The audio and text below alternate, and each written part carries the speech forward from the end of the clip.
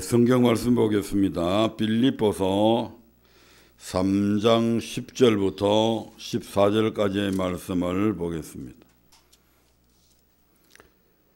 내가 그리스도와 그 부활의 권능과 그 고난의 참여함을 알리하여 그의 죽으심을 본받아 어찌하든지 죽은 자 가운데서 부활에 이르러 하노니 내가 이미 얻었다 함도 아니요 온전히 이루었다 함도 아니라 오직 내가 그리스도 예수께 잡힌 바 된 그것을 잡으려고 쫓아가노라. 형제들아, 나는 아직 내가 잡은 줄로 여기지 아니하고 오직 한 일, 즉 뒤에 있는 것은 잊어버리고 앞에 있는 것을 잡으려고 표대를 향하여 그리스도 예수 안에서 하나님이 위에서 부르신 부름의 상을 위하여 쫓아가노라. 아멘. 많은 사람들이 무구네를 보내고 새해를 맞이할 때마다 그들 나름대로의 삶의 계획들을, 그림을 참으로 최선을 다해서 아름다운 그림을 그리기 시작합니다. 저도 마찬가지고 우리 성도님들도 다 마찬가지인 줄 압니다. 근데 대부분의 사람들은 이 땅에 꿈을 두고 살아갑니다. 어떻게 하면 잘 먹고 잘 살 수 있을까? 요즘 한참 부동산 때문에 많은 문제들이 있는데 특히 서울에 살고 있는 수많은 젊은 청년들이 어떻게 하면 30평짜리 아파트에 살아갈 수 있을까? 복권이라도 당첨해서 아파트 한 채 얻는 것, 그게 그들의 꿈일 수도 있습니다. 성진을 앞두고 있는 사람들은 평검사는 검사장이 되기를 꿈꾸기도 할 것입니다. 새해가 되면 많은 성진 인사들이 있잖아요. 그래서 과장은 부장으로, 부장은 차장으로 막 이런 식의 많은 꿈들을 꾸게 됩니다. 하지만 그러한 꿈들은 어쩌면 썩어질 꿈들에 불과합니다. 이 땅의 꿈들은 반드시 이루었다 할지라도 그것은 영원하지 못하고 반드시 썩게 되어 있습니다. 오늘 사도 바울은 우리에게 본문의 말씀을 통해서 새로운 꿈을 우리에게 제시해 주고 있습니다. 내가 그리스도와 그 부활의 권능과 그 고난의 참여함을 알리하여 그의 죽으심을 본받아 어찌하든지 죽은 자 가운데서 부활에 이르러 하노니 내가 이미 얻었다 함도 아니요 온전히 이루었다 함도 아니라 오직 내가 그리스도 예수께 잡힌 바 된 그것을 잡으려고 쫓아가노라. 처음의 말씀을 보면 바울의 꿈은 부활에 이르는 꿈입니다. 부활도 두 가지가 있죠. 생명의 부활이 있고 영원한 멸망을 받기 위한 부활이 있잖아요. 이 사도 바울은 그 생명의 부활을 꿈꾸며 살아갔습니다. 그런데 그는 아직 잡은 줄로 여기지 않는다고 생각했습니다. 우리가 생각할 때는 사도 바울처럼 그렇게 열심히 전도하고 그렇게 주의 이름을 위해서, 복음을 위해서 그 수많은 환난과 고통과 역경 속에서도 참고 견디며 달려가는 그 바울 정도면 언제라도 거기에 그것을 붙잡고 있다고 생각했는데 사도 바울은 지금 붙잡은 줄로 자신은 여기지 않는다고 지금 말씀하고 있는 겁니다.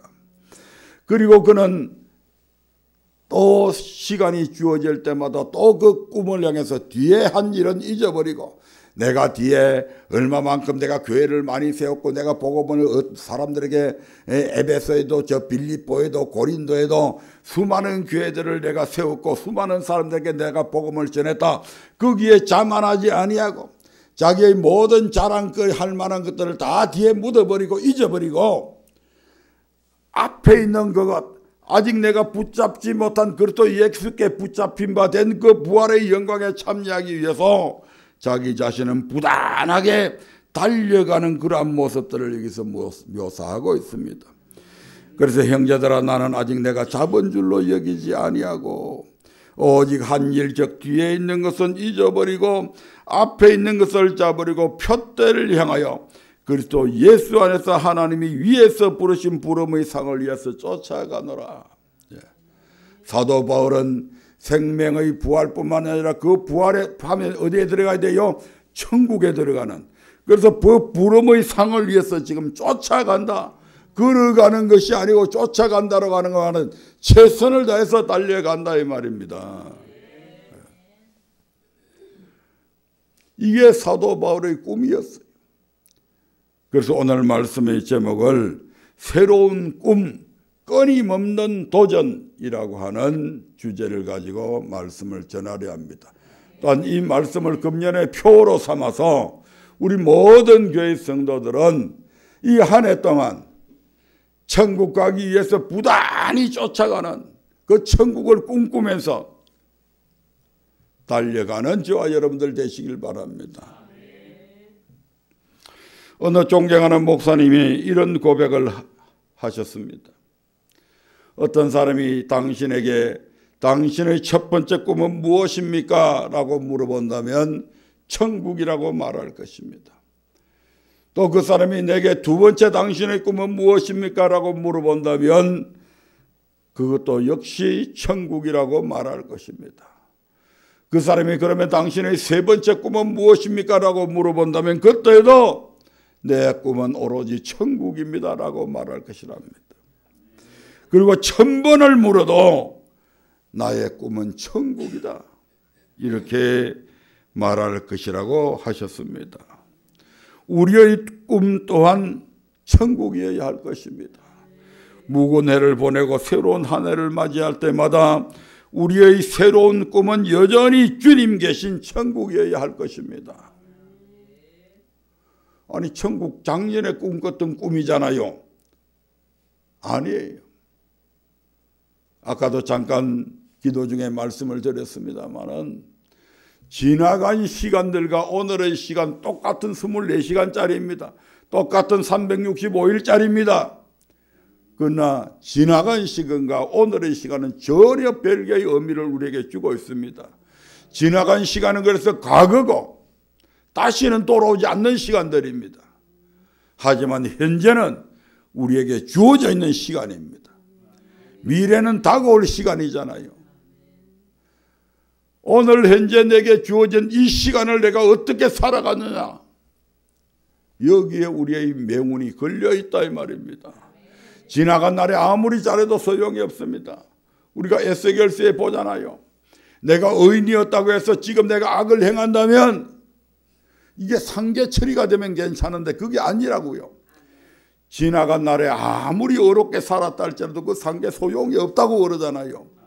지나간 날에 내가 아무리 악한 삶을 살았다 할지라도 오늘 내가 의롭게 산다면 하나님께서 그 의로움을 보시고 우리를 구원해 주시라고 말씀하고 있잖아요. 그래서 늘 현재가 중요한 거다 이 말입니다.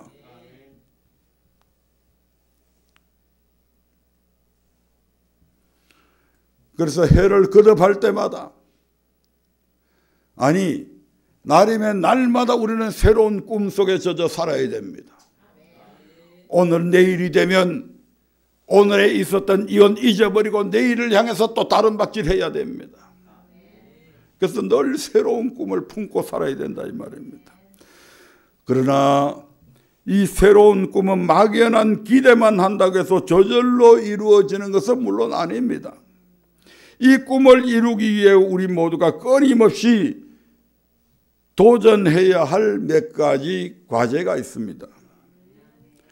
첫 번째로 천국 복음으로 무장을 해야 됩니다. 천국 복음으로 무장하기. 천국에 들어가기 위해서는 반드시 천국 복음으로 무장을 해야 합니다. 물론 넓은 의미에 있어서는 성경의 모든 말씀이 복음임에 틀림이 없습니다. 그러나 성경에 기록된 모든 말씀이 천국에 관한 복음이라고 말하기에는 다소 지나친 감이 없지 않습니다. 마귀는 이미 믿는 우리가 교회에 나가 예배 드리는 것은 굳이 막으려 하지 않을지 모릅니다. 하지만 우리가 신령과 진정으로 예배하는 것은 끊임없이 방해합니다. 마귀는 우리가 적당히 교회에 나가 예배 드리는 것은 굳이 막으려 하지 않지만 너무 멀리 가는 것, 즉 사흘길쯤 광야 깊숙이 가는 것은 철저하게 방해합니다. 마귀는 신앙의 연륜이 오래된 성도들이 교회에 가는 것은 굳이 방해하려 하지 않지만 어린 자녀들까지 함께 신앙생활하는 것은 방해합니다.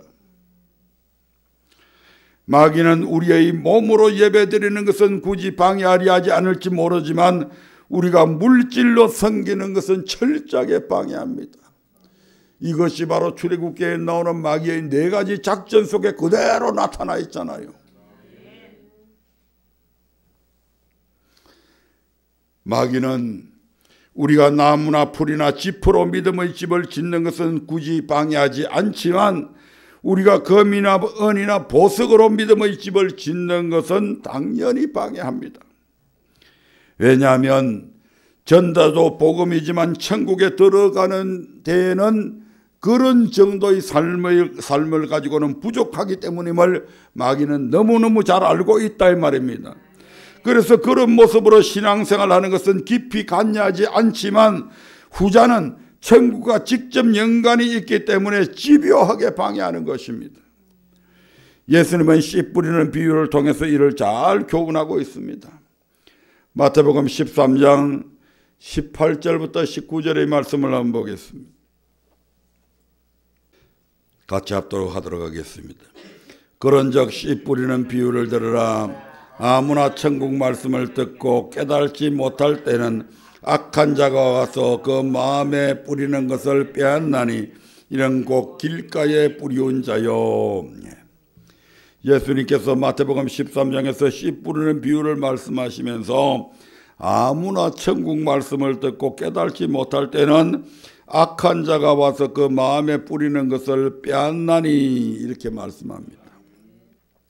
같은 말씀을 누가복음 8장 11절 12절에서는 이렇게 표현하고 있습니다. 누가복음 8장 11절부터 12절입니다.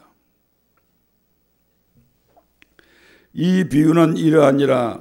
씨는 하나님의 말씀이요 길가에 있다는 것은 말씀을 들은 자니 이에 마귀가 와서 그들로 믿어 구원을 얻지 못하게 하려고 말씀을 그 마음에서 빼앗는 것이요. 마태복음에서 씨 뿌리는 비유를 들으라고 했는데 누가복음에서는 이 씨가 뭐라고요? 하나님의 말씀이라고 말씀하고 있습니다.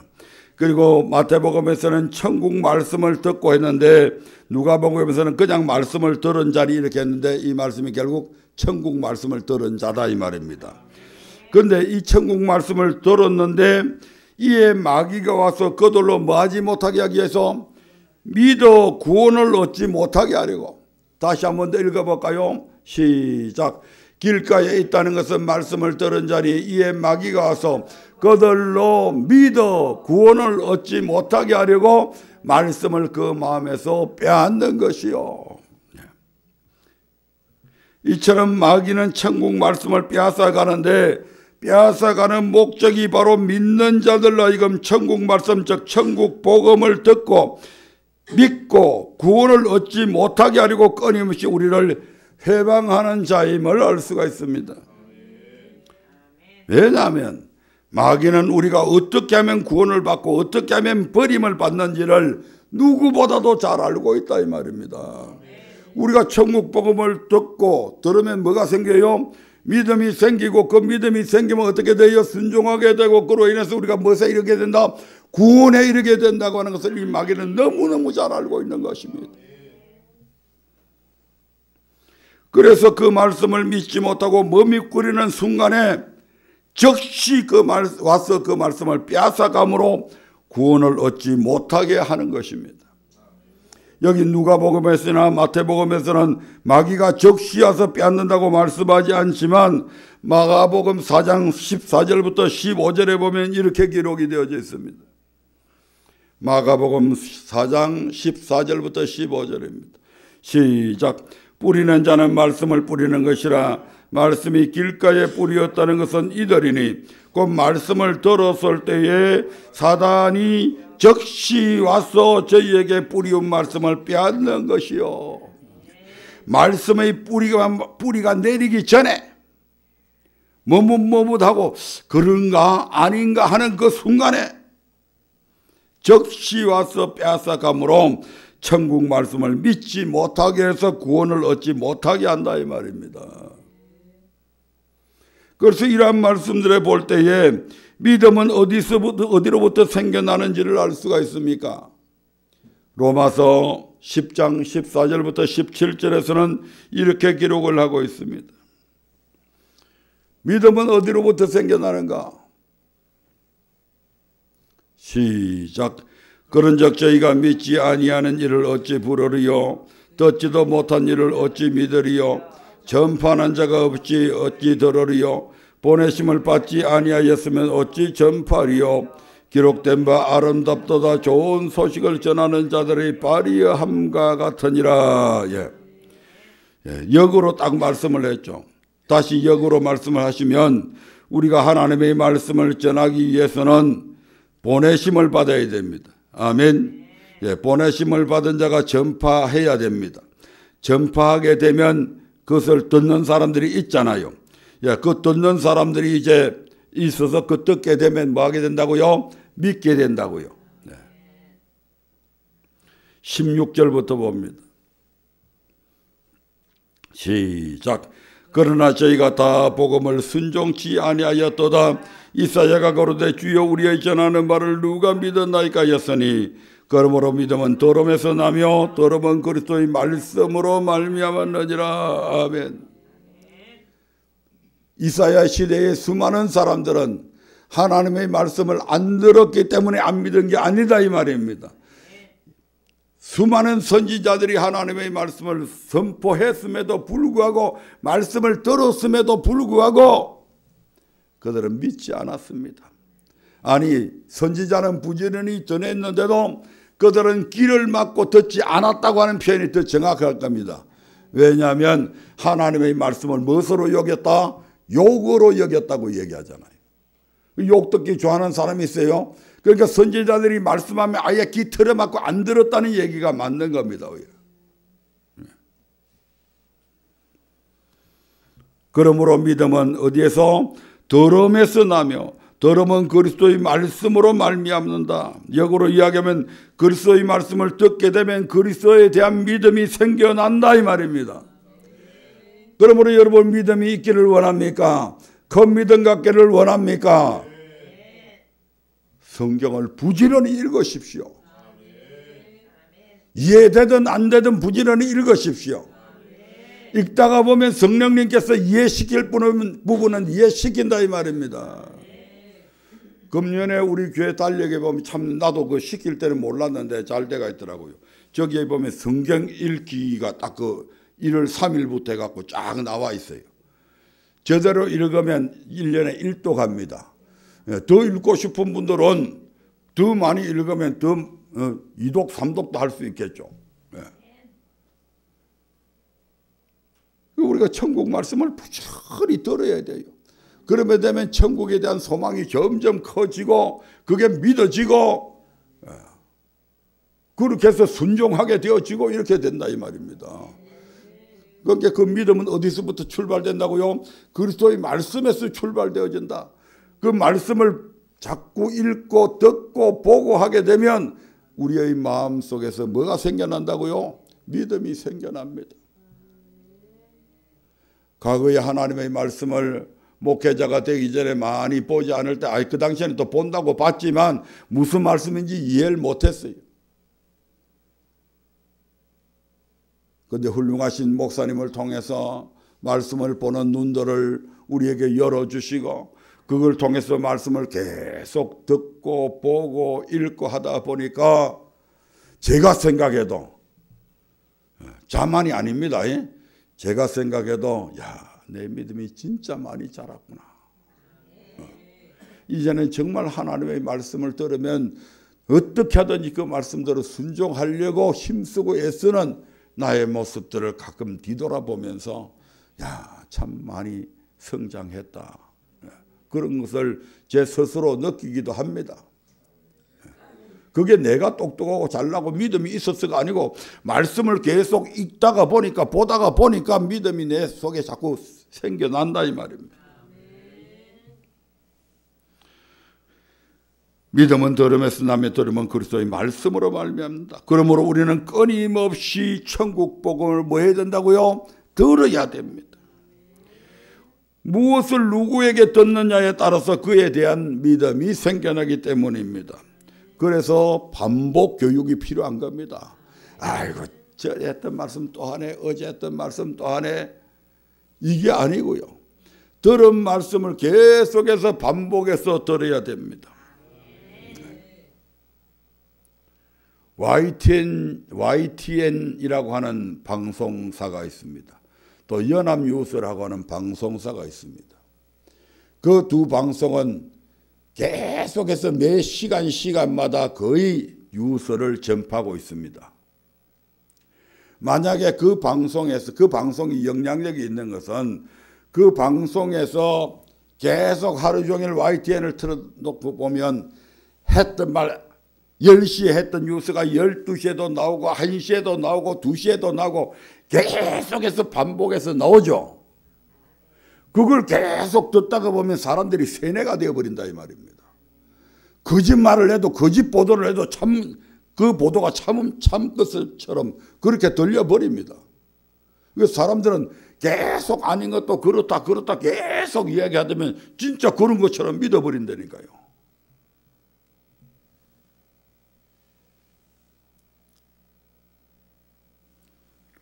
마찬가지로 우리의 믿음 또한 마찬가지입니다. 우리가 누구로부터 듣느냐에 따라서 우리의 믿음이 달라진다 이 말입니다. 그 대표적인 예가 우리가 아담과 하와에서 찾아볼 수 있잖아요.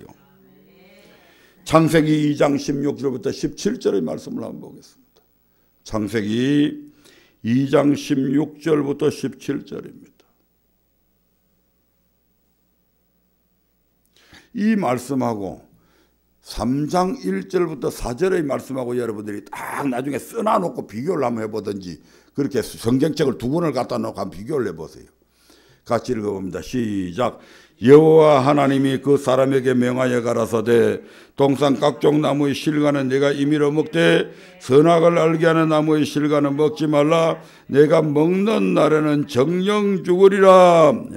정령 죽는다는 얘기에 거기에 언더라인을 쳐놓으세요. 내가 먹는 날에는 정령 죽으리라. 거기에 언더라인을 치세요. 자, 다음에 창세기 3장 1절부터 4절의 말씀을 한번 보겠습니다. 같이 읽습니다. 시작. 여호와 하나님의 지으신 들짐승 중에 뱀이 가장 강교하더라. 뱀이 여자에게 물어 가로되 하나님이 참으로 너희더러 동산 모든 나무의 실과를 먹지 말라 하시더냐. 여자가 뱀에게 말하되 동산 나무의 실과를 우리가 먹을 수 있으나 동산 중앙에 있는 나무의 실과는 하나님의 말씀에 너희는 먹지 말고 만지지 말라. 너희가 죽을까 하노라 하셨느니라. 4절 시작. 뱀이 여자에게 이르되 너희가 결코 죽지 아니하리라. 너희가 결코 죽지 아니하리라 하는데 언더라인을 쳐보시기 바랍니다. 그럼 하나님은 정령 죽으리라 했고 마귀는 결코 죽지 않으리라, 정령 안 죽는다고 얘기했고 완전히 완벽하게 딱 반대되는 말이잖아요. 아멘. 예. 근데 문제는 이 아담과 하와가 첫 번째 2장 16절 17절에서 하신 하나님의 말씀만 듣고 있을 때는 그 하나님의 말씀만 믿었어요. 하나님에 대한 신뢰가 있었다 이 말입니다. 믿음이 있었다 이 말입니다. 그런데 나중에 어떻게 됩니까? 마귀의 말을 딱 듣고 보니까 어떻게 됩니까? 예. 마귀의 말을 들으니까 안 죽는다는 믿음이 그들의 마음속에 심겨지잖아요. 그리고선 결국 하나님께서 먹지 말라고 한 선악과를 따먹게 됩니다. 결과는 어떻게 됩니까? 죽었습니까? 살았습니까? 처참히 죽었습니다. 복도 다 잃었습니다.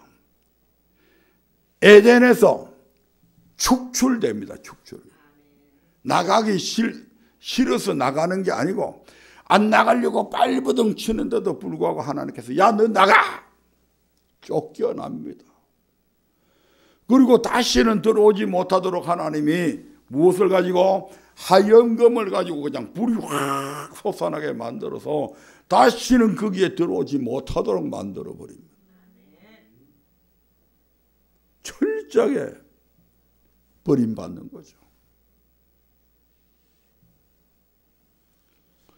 그리고 전 인류에게 죽음을 선사합니다. 자기 자신의 육도 죽고 결과적으로 육도 죽고 그의 영혼도 죽고 그리고 전 인류에게 죽음이라고 하는 선물을 결국 갖다 놓게 됩니다.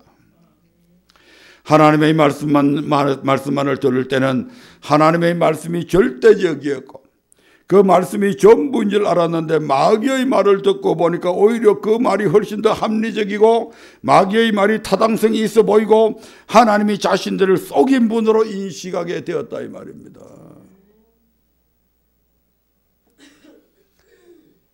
많은 부분에 있어서 하나님의 말씀보다는 사람의 말이 그럴듯하게 들립니다.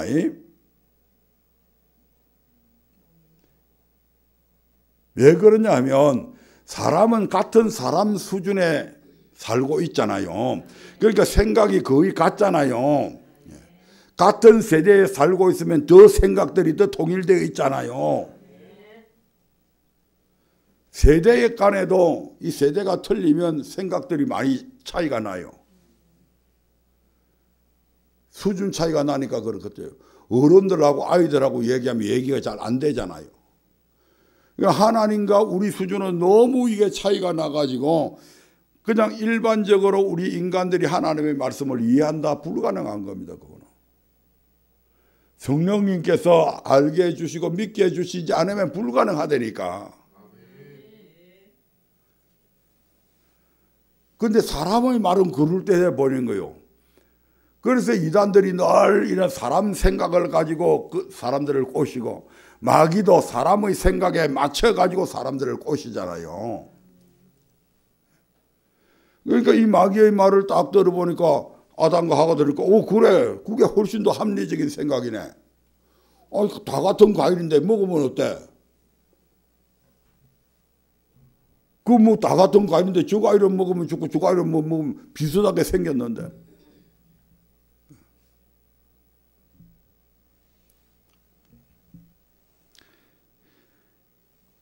그래서 하나님이 괜히 자기들한테 먹지 말라고 하는 것처럼 오해하게 만들어서 결국 아담과 하가 그 과일을 보니까 너무너무 탐스럽고 지혜롭게 할 만큼 하고 먹음직스럽고 보암직스럽고 그냥 그러다 보니까 그냥 침 질질 흘리고 결국 먹게 되고 그로 인해서 하나님으로부터 철저하게 버림받죠.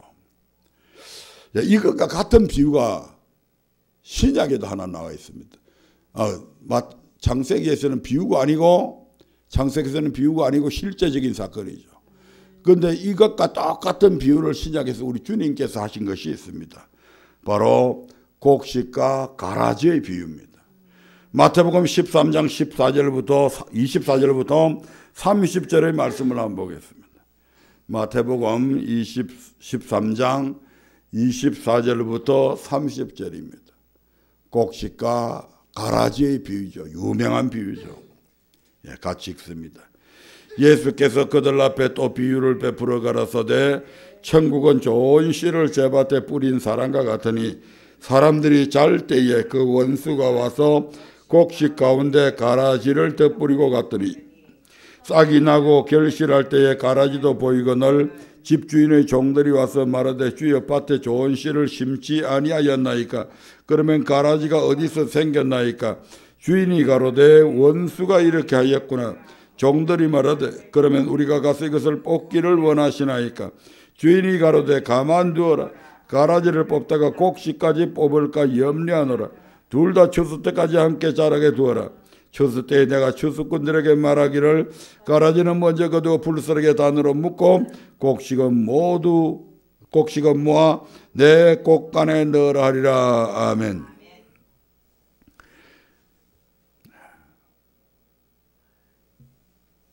24절, 25절 말씀만 다시 한번 더 읽겠습니다. 시작. 예수께서 그들 앞에 또 비유를 베풀어 가라사대 천국은 좋은 씨를 제밭에 뿌린 사람과 같더니 사람들이 잘 때에 그 원수가 와서 곡식 가운데 가라지를 덧뿌리고 갔더니 아멘. 천국은 어떤 것과 같다? 좋은 씨를 제밭에 뿌린 사람과 같다. 천국은 좋은 씨. 우리가 누가복음 8장 11절에 보면 씨는 뭐다? 씨는 하나님의 말씀이다. 아멘. 좋은 씨라고 하는 것은 결국 누구의 말씀이다? 하나님의 말씀이다 이 말입니다. 그리고 제밭이라고 하는 것은 여기서 고린도전서 3장 9절 한번 볼까요? 고린도전서 3장 9절. 성도를 가리켜서 사도 바울은 자신들 목회자들은 하나님의 동력자들이요. 같이 읽어봅니다. 시작. 우리는 하나님의 동력자들이요 너희는 하나님의 밭이요 하나님의 집이니라. 아멘. 천국은 좋은 씨를 뿌리는 사람과 같다. 제밭에 뿌리는 사람과 같다는 말씀은 하나님께서 하나님의 말씀을 안 믿는 사람들한테 안 뿌리죠. 하나님 안 믿는 사람들에게 하나님의 말씀 안 뿌리죠.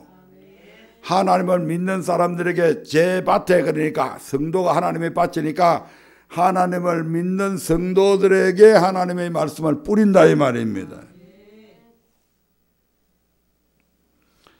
이처럼 하나님께서는 당신의 바친 성도들의 마음에 좋은 씨, 즉 하나님의 말씀을 뿌립니다. 그런데 원수인 마귀가 성도들이 잠자는, 즉 성도들이 방심한 틈을 타서 그들의 마음에 가라지, 즉 마귀의 말을 뿌리게 됩니다. 그리고 그 결과는 하나님의 말씀과 마귀의 말을 한밭에, 성도들의 마음밭에 하나님의 말씀도 받고 마귀의 말도 지금 같이 심겨진 거예요. 이렇게 심겨지면 뭐 반반이야. 반은 하나님, 반은 또 반은 나머지 반은 이렇게 돼야 되는데 그게 아니고 뭐가 된다? 가라지가 된다. 하나님의 말씀과 마귀의 말을 같이 들으면 마귀의 말 따라가게 된다 이 말입니다. 그래서 앞의 아담과 하와의 예와 똑같은 거죠. 오늘날 이런 가라지가 교회 안에 얼마나 많이 뿌려져 있는지 모른다 이 말입니다. 한 번 구원이 영원한 구원이면, 많은 사람들이 그러잖아요. 한 번 구원은 영원한 구원이다. 만약에 한 번 구원이 영원한 구원이면 왜 하나님은 하나님의 바친 성도들의 마음에 천국 복음을 뿌리는 수고를 왜 하냐 이 말입니다. 왜 당신의 제자들을 택하시고 그 제자들을 3년 동안 교육시키고 그 제자들을 통해서 순교하면서까지 전 세계 각국으로 보내서 이 씨를 뿌리게 왜 하냐 이 말입니다. 한 번 구원은 영원한 구원이라며요. 그리고 예수 피만 믿으면 구원받는다면 왜 우리는 40일 작정 기도를 해야 되고 코로나19에도 불구하고 위험을 감수하면서 교회에서 왜 예배드려야 됩니까? 결코 한 번 구원이 영원한 구원이 아니기 때문에 그렇다 이 말입니다. 한 번 구원은 영원한 구원이라고 주장하는 자들은 과연 좋은 씨를 뿌리는 자들인가 아니면 가라지를 뿌리는 자들입니까? 한 번 구원은 영원한 구원이라고 하나님께서 말씀하셨다면 그것은 틀림없는 좋은 씨일 것입니다. 하지만 만약에 하나님께서 하신 말씀이 아니라면 이는 하나님의 원수인 마귀가 뿌린 가라짐에 틀림이 없다 이 말입니다. 부모로 달리 생각해 볼 것도 없어요. 내가 전하는 말이 정말 하나님의 말씀을 전하는가? 그러면 내가 지금 하나님의 말씀을 전하는 것이고, 내가 하나님께서 하시지 않는 말씀을 전하면 내가 지금 마귀의 말을 전하고 있는 거다 이 말입니다. 그가 어디에 섰든 강대상에 섰다고 해서 무조건 하나님의 말씀이 다 선포되는 것 아니다 이 말입니다. 강단에서 목사가 하나님의 말씀 그대로 전하면 그 하나님 말씀 전하는 건데, 여기에서 마귀의 말이 얼마나 많이 쏟아져 나오는지 모른다 이 말입니다. 그래서 분별력이 있어야 되는 거예요.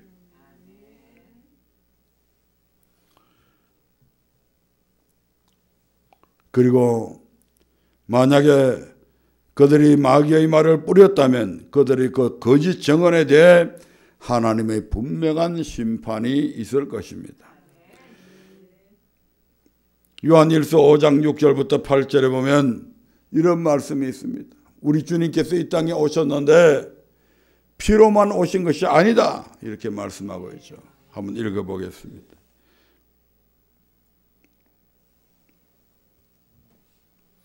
예수 피만 가지고 구원받는 건 아니다 이 말입니다. 시작. 이는 물과 피로 임하신 자니 곧 예수 그리스도시라. 물로만 아니요 물과 피로 임하셨고 증거하는 이는 성령이시니 성령은 진리니라. 증거하는 이가 셋이니 성령과 물과 피라. 또한 이 셋이 합하여 하나이니라. 예수님께서 이 땅에 오실 때에 피로만 온 것이 아니다. 혈육으로 온 것만 아니다 이 말입니다. 육체로 온 것만 오신 것이 아니다 이 말입니다. 물로만 아니요 물과 피로 임하셨다. 피는 육체로 오신 예수님을 얘기합니다. 왜 예수님께서는 육체로 즉 사람의 그것도 육체도 뭐 돼지나 소의 육체를 갖고 태어난 게 아니잖아요. 무엇의 육체를 사람의 몸을 빌려서 태어나셨잖아요. 왜 사람의 죄를 대속하기 위한 제물이 되어야 되니까. 다른 짐승들이 뭐 특별히 죄 짓는 거 있나요? 그건 하나님께서 아예 그 본능적으로 그렇게 살아가도록 만들어 놨는데. 사람은 유일하게 하나님의 형상대로 만들어서 하나님을 섬기는 존재로 만들어 주었잖아요. 하나님을 안 섬기는 것이 섬기는 존재로 만드는데 섬기지 않으니까 그게 죄가 되는 거란 말이죠. 그 죄를 씻어내려니까 사람 중에서는 의인이 없으니까 하나님이 친히 사람의 몸을 입고 즉 피로서 오셨다 이 말입니다. 육체로 오셨다 이 말입니다. 그래서 인간의 몸을 입고 오셔가지고 십자가에 못 박혀 죽으심으로 인간의 죄를 사해 주셨잖아요. 그래서 인간의 육신의 몸이 필요했던 이유가 바로 인간이 지은 이 원죄 때문에 주님께서 피로서 오셔야 됐다 이 말입니다. 두 번째로 우리 주님은 그러면 피로시만 오셨나 아니냐 물로서도 오셨다 이 말이죠. 우리 주님께서 왜 물로 오셨냐면 천국 말씀을 전하기 위해서 저 고백한 자들의 영혼을 구원하기 위해서 물로서 오신 것입니다. 태초의 말씀이 계시니 이 말씀이 하나님과 함께 계셨으니 이 말씀이 곧 하나님이시다. 말씀이 육신이 되어 우리 가운데 임하심에 이렇게 나오잖아요. 그렇게 임하신 주님을 보니까 뭐가 충만했다? 은혜와 진리가 충만했다. 하나님의 말씀으로 충만되어져 있었다. 아멘. 그 물이 뭐냐? 이사야서 55장 1절부터 3절에서 이렇게 말씀합니다. 시작. 너희 목마른 자들아 물로 나오라. 돈 없는 자도 오라. 너희는 와서 사 먹되 돈 없이 값없이 와서 포도주와 젖을 사라. 너희가 어찌하여 양식 아닌 것을 위하여 언을 달아주며 배부르지 못할 것을 위하여 수고하느냐. 나를 청종하라. 그리하면 너희가 좋은 것을 먹을 것이며 너희 마음이 기름진 것으로 즐거움을 얻으리라. 너희는 귀를 기울이고 내게 나와 들으라. 그리하면 너희 영혼이 살리라. 아멘. 물로 나오라. 아니 여기 물이잖아요. 양식 아니잖아요. 근데 물로 나오라. 돈 없는 자도 오라. 너희는 와서 사 먹되 돈 없이 값없이 와서 포도주와 젖을 사라. 그러면서 물로 나오라 했는데 아니 물이잖아요. 양식이 아니잖아요. 근데 2절에 보면 너희가 어찌하여 양식 아닌 것을 위하여 언을 달아주며 배부르게 못할 것을 위하여 수고하느냐. 여기 2절에 보니까 이 1절에 말씀하시는 이 물이 바로 진짜 양식임을 우리에게 말씀하고 있잖아요. 아멘. 물로 나오라. 우리 하나님께서 주시는 이 양식은 돈 주고 사 먹는 게 아닙니다. 아멘. 이 사람들이 이 나와서 그냥 이 양식을 먹으면 되는데 양식 아닌 것, 영혼의 양식은 아닌 거 이 말입니다. 영혼의 양식이 아닌 세상 철학, 학문 이런 것들 배울 때는 어떻게 해야 돼요? 대가를 지불해요, 안 해요? 대가 지불해야 되죠. 돈 줘야 되죠. 그러니까 너희가 양식 아닌, 너희 영혼의 양식이 아닌 그것들을 위해서는 언을 달아주고 수고도 하고 그렇게 하면서 정작 그냥 먹어도 되는 이 물, 이 양식은 왜 안 먹냐 이 말입니다.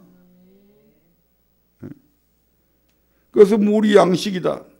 3절에 더 가면 더 확실하게 나와 있죠. 2절 다시 한번 더 보겠습니다. 2절 시작. 너희가 어찌하여 양식 아닌 것을 위하여 언을 달아주며 배부르게 못할 것을 위하여 수고하느냐. 나를 청종하라. 청종하라는 것은 뭐라는 얘기입니까? 낱말 그대로면 듣고 복종해라 이 말입니다. 아니 물이 무슨 듣고 복종하는 거예요? 아니잖아요. 양식이 듣고 복종하는 거예요? 아니잖아요. 그 양식이 결국 뭐다 이 말입니까? 우리의 영혼을 살리는 하나님의 말씀이다 이 말입니다. 그러니까 그것을 듣고 복종해라고 청종해라고 지금 말씀하고 있는 거잖아요. 3절에 가면 더 확실하게 이야기하죠. 시작. 너희는 귀를 기울이고 내게 나와 들으라. 그리하면 너희 영혼이 살리라. 귀를 기울이고 내게 나와 들으라. 아니 물소리 들으라 이 말입니까? 아니죠. 뭐 양식 자루에 퍼붓는 그 소리 들으라 이 말입니까? 아니죠. 뭡니까? 하나님의 말씀에 귀 기울이고 들으라 이 말입니다. 그래서 물이 말씀이다 이 말입니다. 그 하나님의 말씀을 들으면 너희 영혼이 산다. 우리의 영혼을 살릴 수 있는 것은 하나님의 말씀밖에 없습니다. 그 말씀이 바로 우리의 영혼의 양식이다 이 말입니다. 그래서 우리가 새로운 꿈을 이루기 위해서는 부지런히 이 하나님의 말씀 천국 복음을 들어야 된다 이 말이에요.